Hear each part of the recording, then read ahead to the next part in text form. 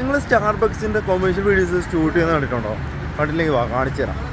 ഈ ഷൂട്ടിൻ്റെ മെയിൻ എന്ന് പറഞ്ഞു കഴിഞ്ഞാൽ ഈ ലൈറ്റിങ് തന്നെയാണ്. ഈ ബ്ലൂ ലൈറ്റ് അവർ പിന്നീട് ഗ്രേഡിംഗ് ഒക്കെ ചെയ്ത് മാറ്റുമെന്നാണ് എനിക്ക് തോന്നുന്നത്. പിന്നെ ഇതിനകത്ത് ഇവർ യൂസ് ചെയ്തിരിക്കുന്ന കാർ അത് മെയിനാണ്, ഡിഫൻഡറാണ്, ടാറ്റയുടെ സാധനം.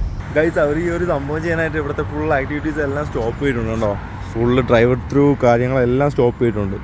നമ്മൾ ഈ കാണുന്ന ആളാണ് ഈ ആക്ഷനും കട്ടൊക്കെ പറയുന്ന മറ്റേ സംഭവം. ഇവർ ശരിക്കും പറഞ്ഞുകൊണ്ടല്ലോ ഒരു ബാക്കപ്പ് എന്ന രീതിയിൽ കുറേ ഷോട്ട് എടുത്ത് വയ്ക്കും. ഈവൻ ഷോട്ട് ശരിയായ പോലും പിന്നെ ഷോട്ട് എടുത്ത് വയ്ക്കും. പിന്നെ ഈ ഷൂട്ടിൻ്റെ രണ്ടാമത്തെ കാര്യം ഈ ക്യാമറ, ഇതിൻ്റെ ഗിംബലും ക്യാമറാമാനും. ഈ ക്യാമറ ഉണ്ടല്ലോ പുള്ളിയുടെ ബോഡിയിൽ ഇങ്ങനെ അറ്റാച്ച് ചെയ്ത് വെച്ചിരിക്കുകയാണ്. ആ ഗിംബലാണ് ഈ ക്യാമറയെ മെയിൻലി കൺട്രോൾ ചെയ്യുന്നത്. ഇത്രയും വെയിറ്റ് ഉണ്ടായിട്ടും എനിക്ക് തോന്നുന്നു നല്ല 17 കിലോയൊക്കെ ഉണ്ടാവും.